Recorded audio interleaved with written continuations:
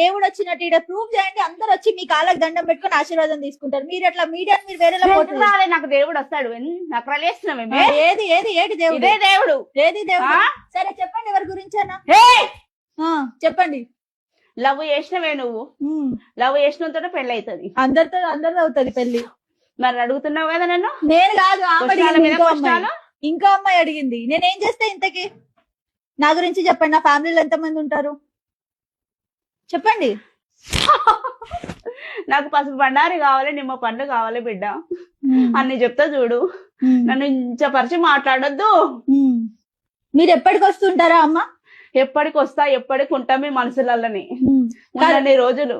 Corona వ్యాధిని ఎలా తీసేశారు?